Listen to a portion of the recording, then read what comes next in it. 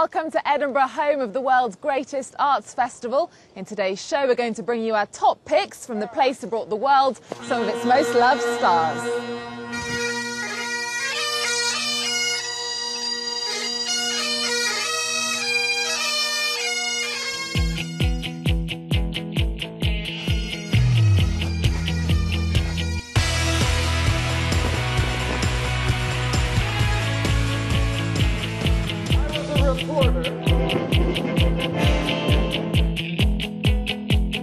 Curious kind of way, I'm very rather thrilled.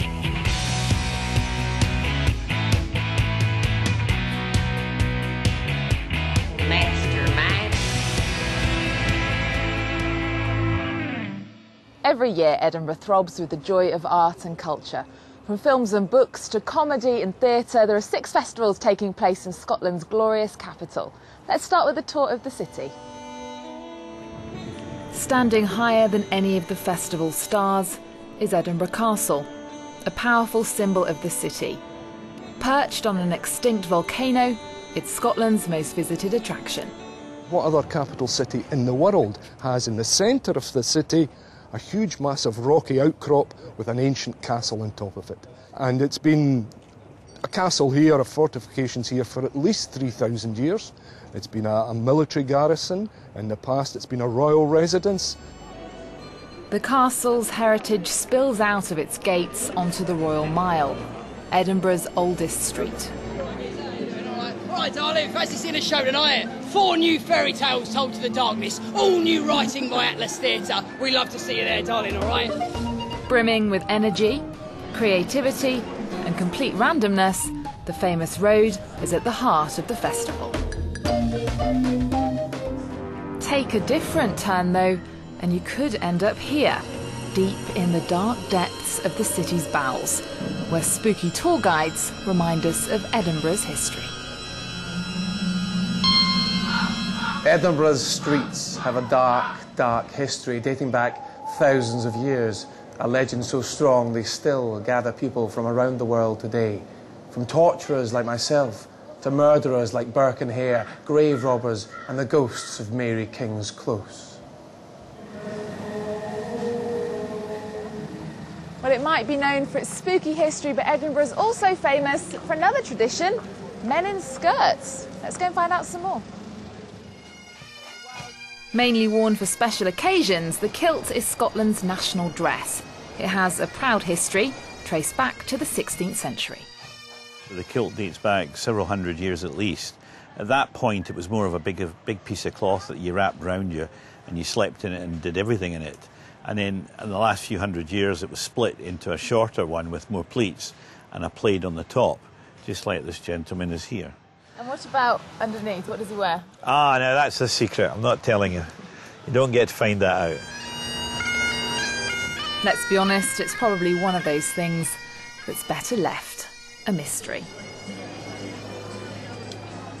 Moving on from trying to look at men's kilts to the theatre and comedy jamboree, the Edinburgh Fringe. It's one of the 6 summer festivals taking place here in the city. And from the big stars like Ricky Gervais to the smaller up-and-coming ones, there's something for everyone, and anyone can take part. This year there are more than 2,500 shows. Among them, the acclaimed Australian phenomenon Jim Jeffries, a newcomer comedian and former schoolmate of mine, Andrew Doyle. The most cruel example of reality TV is that one, you know that show, you know the X Factor? X Factor auditions, right? Aren't they horrible, mean, right? You know when they wheel out those inbreds and they get them to sing? Really horrible. And the worst one I saw was that really horrible, oh, you know the one where they forced those pensioners to put on a concert. What was that called? The Jubilee. Do you remember that? You saw that, right? Because where else would you get the opportunity to do like an hour, well, for someone at my level to do an hour every day for a whole month and really develop and become better? Because at the end of the month I always feel really bulletproof because I never do that. I just do sort of dodgy little gigs in London here and there, and I can't sort of develop that way. So that's what's important to me. For me, at this stage now, it's I like not moving around for a month. It's been in one place. I live in America now, where I'm in a different city each week, and this is like a dream for me, hanging out with my friends, and just I live just there in an apartment over there. My gig's just there. That's heaven. Now, if there's any lesbians in the room, and I assume there's not because laughter's not your thing, but if there is, I'd like to apologise for that last joke. But if you hate men so much, stop trying to look like them. You never see a Jew dressed as a Nazi. Still find it as scary as you did in the beginning? No, not at all. Well, see, the thing is, now, I normally do like an hour and a half to 2 hour shows in theatres, so this is quite easy for me. But this is my 7th solo show. My first sort of 4 or 5, I used to wake up having nightmares before the festival, and I'd have to pad things out. I think you can always tell if a comic hasn't written enough material if all of a sudden a projector comes up and then there's a little puppet or something where they've just gone, I've got to fill this space. But no, it's easy for me to fill the space now. One of your questions that's about to come up is going to be, what is the theme of your show and how did you come up with the concept? There is no theme. Any comic who says that there's anything... What there is comics tell all the jokes they've written in the last year and they try to piece them together with some weak little thread, and then at the end they finish with some little moral where they go, so, you know, to summarise, you know, life isn't bad and you should try to be good to people. That's true. If you do something at the end of a show that's similar to the start of the show, it makes the audience think that it's about something. If you just bookend it, yeah. When I started this show, my first routine was about how lesbians were fat, ugly, useless, with no sense of humour. And you couldn't applaud more. Then I killed an Arab man from a helicopter. Just shot him dead. Then I said that there's no that Christians are bullshit and there is no God. And that's the moment when half the audience chose to be offended. Was that moment that got you? How very Christian of you towards the Muslims and the lesbians. I'm of the belief that there's no offensive jokes, offensive topics, just really bad jokes. You know, the more it's a graph. The more offensive the subject matter, the better the joke has to be. You can do something that's even racist or something about pedophilia or something about rape or something, as long as the as long as the joke's awesome, right? But if you can't just like dip your toe in the water and go, oh, what's wrong with the blacks, right? Then you're stuffed. You can't just say that. Not that there's anything wrong with them. I'm sure that most of them are very hard-working, good people. No, I'll joke about anything if I can make it funny. I won't joke about vegans because they're essentially not funny. But apart from that, anything. Has anything ever really gone wrong in a gig? I've been punched on stage, quite famously. Have you? Yeah, it's on the internet. Yeah. People can watch that? Yeah. It's my biggest YouTube hit ever. Brilliant. Yeah, I bet you were really thrilled. That actually made my career in many respects. I've been threatened. I had a group of football guys from Sunderland, 10 of them. It was up here a few years ago on the Free Fringe. And they barged in, because you know what the Free Fringe venues are like. Anyone just wanders in and out. Yeah. And they came in chanting. One of them vomited into a pint glass and they started shouting abuse at me and threatened me. But that was it. Jim, is there any advice that you'd give to Andrew, an up-and-coming comedian? What advice, comedy-wise, or just as being a man? Yeah, I need both. Well, my advice for the Fringe is don't leave it alone. You've got to keep coming every single year. If you don't come every single year, they forget about you rather quickly. And also, that forces you into writing an hour of comedy each year. And the more you write, the more popular you get. You can have the best 20 minutes in the world, but people will only see it twice. They won't see it a third time. And there's a lot of old, bitter comics that are like, I always kill, I always rip it up in the clubs. Why am I not famous? It's like, because you're ripping it up with the same jokes every time, mate.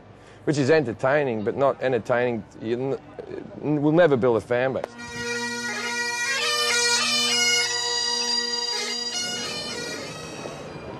From the Fringe Festival to the Edinburgh International Festival, for the past 65 years it's been bringing together top-class theatre, music and dance acts from all over the world. From the new to the classics to the new take on the classics. Russian author Alexander Pushkin's 19th century verse novel, Eugene Onegin, has been turned on its head by Brazilian star choreographer Deborah Kolka, a perilous piece set in Brazil. It's not Russian or Brazilian or 19th century or now. The story, the characters, the conceptions and the feelings that we can find inside the story still happen. It's human condition. We are changing, but we're still the same. From 19th century Russia to contemporary sultry Brazil, the tale of Tatiana speaks to everyone.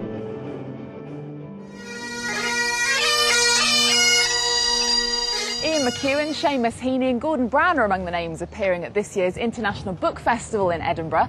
There are 800 authors from more than 40 countries taking part in 750 events. And what the dickens? One of the UK's finest and best-loved actors, a star of stage and screen, is in Edinburgh. Known best for the film 4 Weddings and a Funeral, Simon Callow is here with his author hat on, appearing with his biography about Charles Dickens. He was a passionate, extraordinary individual who was one of the most original writers in our language. He remade the language in many ways. He was an absolutely unique phenomenon. Now, you've played in adaptations of Charles Dickens' books. You've also played him. You've now written a biography. What is it that links you so much to him?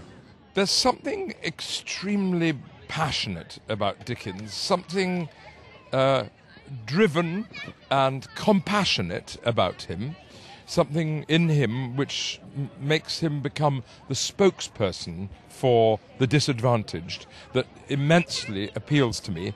That and his incredibly generous, expansive and always humorous personality. And in this book you focus on his links with the theatre. Why did that interest you so much? It seemed to me that Dickens's links to the theatre are the absolute clue to the man and the writer. He was an absolutely born performer. All his life he performed. He performed as a little boy. He used to sing little songs and recite poems. He wrote his first play when he was 7 years old. He directed it and he starred in it. And as a young man, as a 16, 17-year-old, he used to imitate all the great actors of his day. Once he tried to become an actor. He loved the theatre, and his novels are essentially theatrical. Now, you are a veteran of the Edinburgh Festival. What's so special about this city and the festival? Well, surely everybody will acknowledge it's one of the most beautiful cities in the world. It has one of the most extraordinary locations. It's filled with phenomenally beautiful buildings, wonderful restaurants. Now it's amazing, great cosmopolitan centre, and it's way, way, way from London.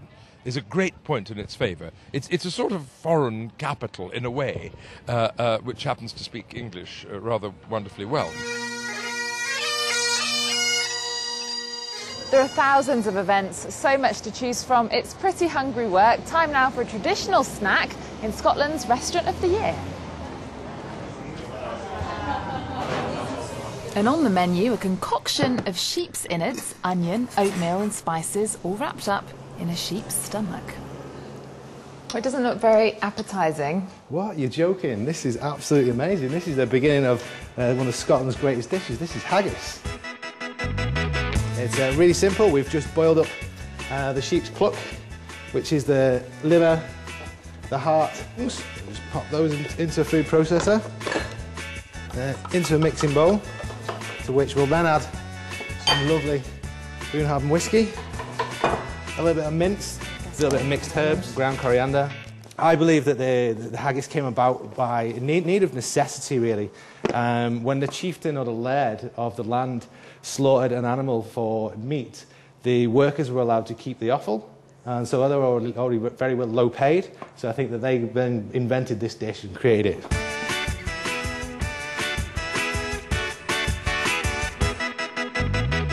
It smells nice. Absolutely, with all those spices in there. I'll try and forget what it is, but it smells nice. There we go, you've made your very first haggis. Oh, I'm proud. Well done. And there we go, your haggis is ready. Enjoy. Well, it looks good. It smells good. Let's have a taste. There you go. I didn't think so. Some things aren't quite up to the standards of French cameramen, are they?